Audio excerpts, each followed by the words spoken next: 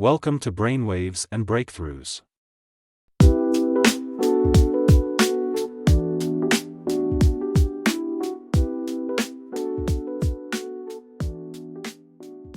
Hey everyone, welcome to another deep dive. Today we're going vertical. Vertical gardening, I'll be honest. I'm much more of a, you know, get my hands dirty kind of gardener. Yeah. But I'm really excited to explore this, whole other dimension of gardening with you all today.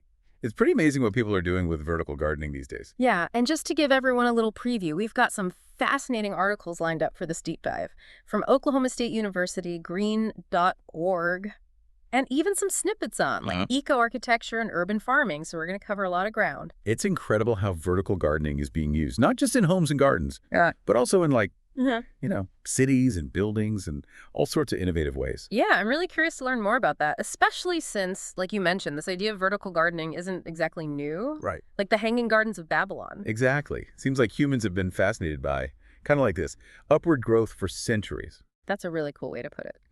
So, for those of us who haven't quite mastered building ancient wonders yet, can you give us a little breakdown of what vertical gardening looks like in the 21st century? Sure. Yeah.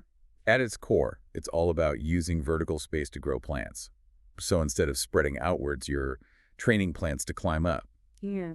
Walls or trellises or even specially designed towers. Okay, so I can definitely see the appeal for people with limited space, like apartment dwellers or anyone with a small yard. But I have a feeling it's about more than just making the most of what you've got. Yeah, you're totally right. Even if you have a big garden, you can use vertical elements to add some visual interest. Like a living wall can totally transform a space. Oh, yeah, I can definitely see that. Plus, it's a great way to boost your yield. You can pack more plants into the same footprint. There's this quote from David Hillick. He's a horticulturist from Oklahoma State University. And he said, vertical gardening really expands the possibilities for garden spaces. I love that. Expanding the possibilities. So it's not just about like a few tomato plants tied to sticks. We're talking about some seriously impressive stuff here. Like I remember we read about that skyscraper in Singapore, the Ida Tower. Oh yeah, the Ida Tower is a perfect example of how vertical gardens can be way more than just like a pretty addition. They can actually be a core part of a building's design. Yeah. Help it be more sustainable. That's incredible. Can you tell us a bit more about that building? Sure. So it's this 26-story skyscraper. And it was designed by this eco-architect named Ken Yang. And he incorporated greenery throughout the entire structure. And the really cool thing is, it's not just for aesthetics. The plants actually help to reduce energy consumption and create a healthier environment. So it's like the building itself is working with nature. Exactly. The Ida Tower uses something called bioclimatic design, which basically means it's designed to make the most of natural elements, like sunlight and wind. Wow. So it's like taking advantage of nature's own systems. Yeah. So how does it actually work? Well, it's got these strategically placed openings Hmm. and wind scoop structures, and even a central courtyard that acts as a thermal chimney. Wait, a thermal chimney in a skyscraper? Yeah. That's amazing. It's pretty ingenious. And it all helps to promote natural ventilation, which means less need for air conditioning. Okay, that is seriously clever design. But what about the plants themselves? Aside from looking awesome, what are the practical benefits of having all that greenery in a building? Well, think of it as a natural air conditioning system. The plants actually help to cool the surrounding air through a process called evapotranspiration. Evapotranspiration, that's a mouthful. It is, but basically it's just the process of plants releasing water vapor, and that helps to cool things down. Okay, that makes sense. Plus, plants act as natural air purifiers. They absorb pollutants and release oxygen. And all that greenery creates habitats for birds and insects, which is great for biodiversity. So it's not just about aesthetics. It's about creating a healthier, more breathable environment. Exactly. And that brings us to another really cool example. Yeah. The GreenPix Zero Energy Media Wall in Beijing. Oh, yeah, I remember reading about that. It's like a giant LED screen covered in plants. Yeah, it's pretty incredible. So how does that even work? Is it just plants growing in soil on a wall? Not quite. It uses a system developed by this French botanist, Patrick Blanc. Mm-hmm. He's kind of a pioneer in modern vertical gardening. Oh, cool. And his system is really fascinating because it basically tricks plants into thinking they're living in a rainforest canopy. Wow, how does it do that? Well, it's a soilless setup. It involves a PVC barrier, and a special felt material for the plants to grip onto, and an irrigation system that delivers water and nutrients directly to the roots. So no soil at all. Nope. That's amazing. I guess if plants can thrive in a rainforest canopy, they can adapt to pretty much anything. Exactly. And And Bronc focuses on using species that naturally grow vertically and can survive with minimal soil nutrients. That's incredible. I'm starting to see how this goes way beyond just like prettying up a space. It's like a whole new way of thinking about how we can integrate nature into our lives, even in the most urban environments. You got it. This is seriously cool. I'm already feeling inspired. Tell me more. All right. I am ready to trade in my trowel for some climbing gear and get started. Well, before you go full-on Spider-Man in the garden, let's talk about the different types of vertical gardening systems you could try. Okay. Yeah, that makes sense. We saw some pretty incredible examples of living walls, like that hotel in Singapore that was basically covered in plants. Oh, the Park Royal on Pickering. Yeah, that one. It's truly remarkable, isn't it? Living walls are definitely a great way to make a visual statement. But I'm curious, is that something a regular person can actually pull off?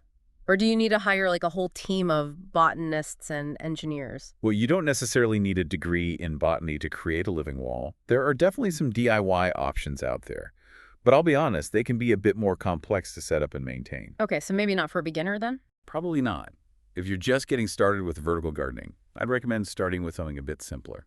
All right, that makes sense.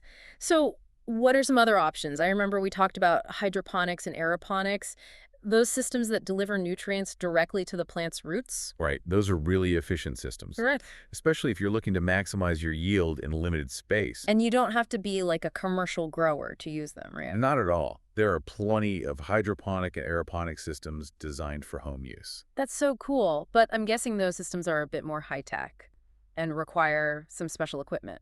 They do require a bit more of an investment up front, but they can be well worth it, especially if you're interested in sustainability. All right, I'm adding hydroponic herb garden to my wish list. But let's say we're not quite ready to go full-on sci-fi gardener. What are some good options for those of us who are a little less technologically inclined?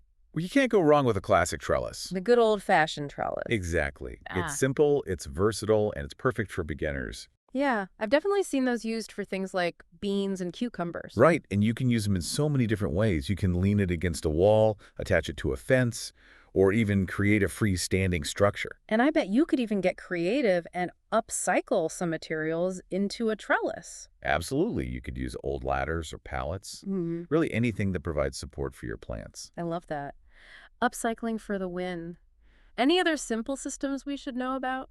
Hey, have you ever tried stacked planters? Stacked planters. Yeah, you can buy them pre-made, or you can DIY it using old tires or buckets. Oh, that's a great idea. It's all about creating tiers of planters, one on top of the other. So basically like a tower of plants. Exactly. I could see that working really well for strawberries. Strawberries, herbs, lettuce, all sorts of things. Okay, I'm getting way too many ideas here. I need to pace myself. It's easy to get carried away. But before you go on a plant shopping spree, we need to talk about location. Right, plants are picky about their real estate too. They are indeed. Most edible plants and flowers need plenty of sunshine, at least 6 hours a day. So a south-facing wall is prime real estate for a vertical garden. Exactly. What about things like wind and drainage? Those seem like they could be a bit tricky with a vertical setup. You're right. If you live in a windy area, you'll need to make sure your structure is sturdy and well anchored. Makes sense. And drainage is crucial. You don't want your plants to get waterlogged. So I guess it's important to choose a system that allows excess water to escape. Exactly. Okay, so we've got our system. We've found the perfect spot. It's time to pick out some plants. This is the fun part. But remember, not all plants are created equal when it comes to vertical gardening. Right. I can't exactly picture a giant pumpkin growing up a wall. Probably not the best choice. Think vines, climbers, trailing plants. Okay, so things like beans, peas, cucumbers, tomatoes. Exactly. Strawberries, herbs, even some types of lettuce can thrive vertically. Ooh, a vertical herb garden. Now that's something I can get behind. What about plants to avoid? Anything that gets really bushy or has shallow roots is probably not a good fit. And you also want to steer clear of plants that are magnets for pests or diseases. Makes sense. We don't want any drama in our vertical garden. Right. So we've got our system, our location, our plant selection. Are we finally ready to get our hands dirty? Almost. But before you start planting, there's a bit more prep work to do. Right, lay it on me. Oh, it depends on the system you've chosen. If you're going with a living wall system, for example, You'll need to make sure the wall itself is properly trepped and that you have the right growing medium. And what about if we're going the DIY route? Then it's all about choosing the right materials. Okay, what should we be looking for? Durability and safety are key. You want materials that are weather-resistant, long-lasting, and won't leach harmful chemicals into your plants. So things like untreated wood metal, maybe even recycled plastic. Exactly. Got it. Stylish A&D safe. What about watering? I imagine that's a bit different with plants growing upwards. You're right. Vertical gardens tend to dry out much faster than traditional gardens, so you'll need to water them more frequently. I can see how that could be a pain, especially if you have a really tall structure. That's where drip irrigation comes in. Drip irrigation. It's a system that delivers water directly to the roots, so it's super efficient and minimizes waste. That sounds like a game changer. It is.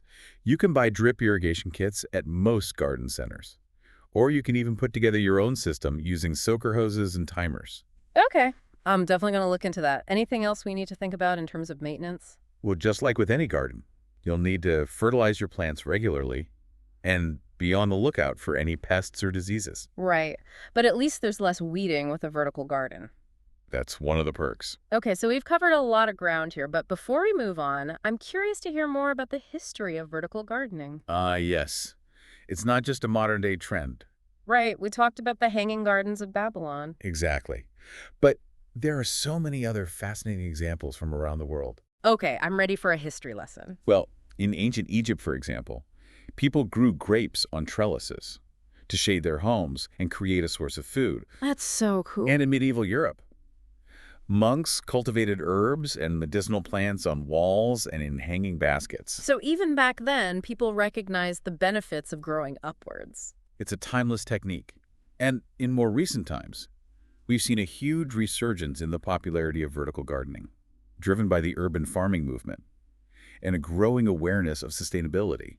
It's like a beautiful blend of the ancient and the modern. Exactly. Taking an age-old practice and adapting it for our 21st century lives. It really is. Okay, so we've talked about the history, we've talked about the how-to. Now I'm ready to see some real-life examples. What are some of the most inspiring vertical gardens out there?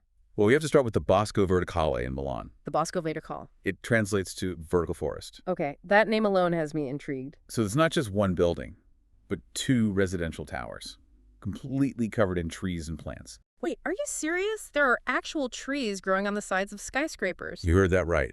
Over 900 trees, 5,000 shrubs, and 11,000 perennial plants.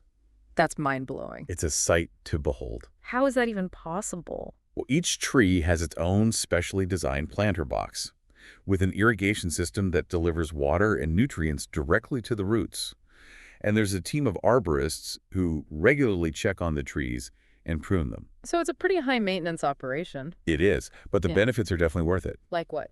Well, for starters, it acts as a giant air purifier for the city, absorbing carbon dioxide and releasing oxygen. Okay, that's amazing. It also helps to regulate temperatures in the surrounding area, which reduces the urban heat island effect. Wow, so it's not just beautiful, it's actually helping to create a healthier city. Exactly. And of course, it provides a habitat for birds and insects, which is great for biodiversity. This is seriously inspiring.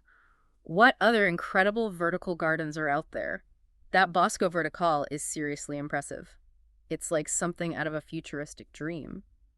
But let's be real for a minute. Every garden, even a vertical one, comes with its own set of challenges, right? Absolutely.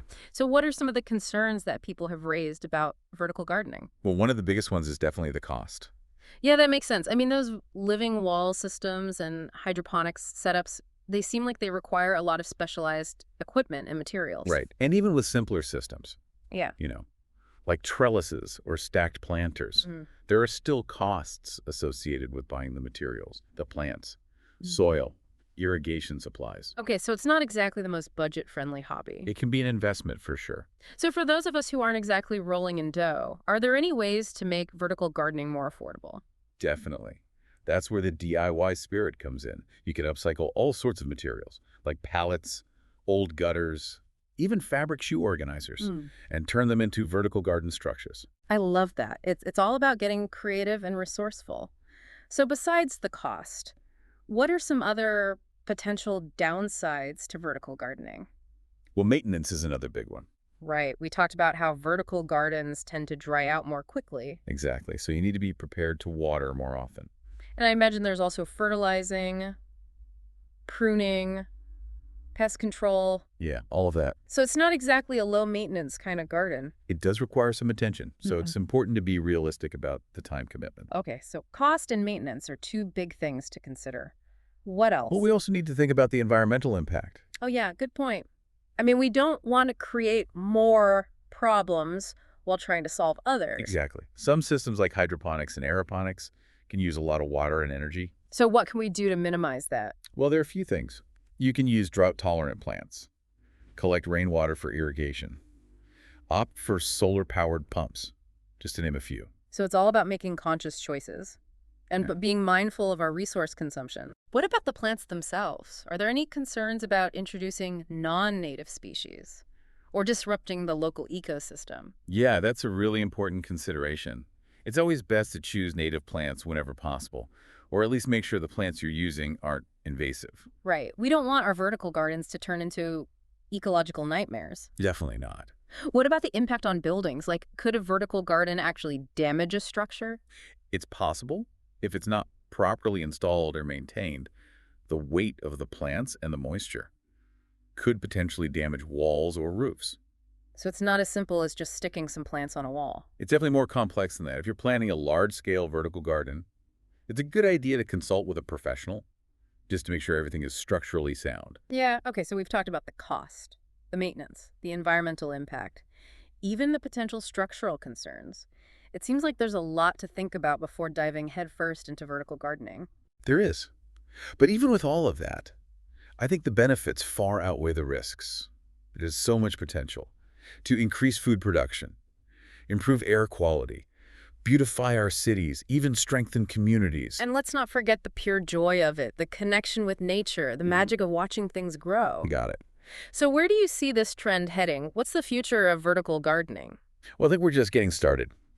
As technology evolves, we're going to see even more innovative systems. Imagine self-watering systems that use sensors to monitor moisture levels, or vertical farms that use AI to optimize growing conditions. That sounds incredible. And picture this, vertical gardens incorporated into transportation systems, like buses and trains, creating these mobile green spaces. Oh, wow. We might even see entire buildings covered in edible plants, providing fresh food for urban dwellers. That's a future I can definitely get behind. Exciting to think about the possibilities. Well, I'm definitely feeling inspired. Yeah. And ready to start my own vertical gardening adventure. So before we wrap up, I want to leave our listeners with one final thought. Okay, I'm listening. We've seen how vertical gardening can transform skyscrapers, city walls, even tiny balconies. But the real question is, what unique space in your life could benefit from a touch of vertical green? Maybe it's a bare wall in your living room, a forgotten corner of your patio, or even just a sunny windowsill. Wherever it is, I encourage you to get creative, roll up your sleeves, and start growing upwards. You might be amazed at what you can create. It's amazing how a single plant can transform a space. Absolutely. Thanks for joining us on this deep dive into the world of vertical gardening. It's been an incredible journey. The pleasure was all mine. So until next time. Happy growing, everyone. And remember, the sky's the limit when it comes to vertical gardening.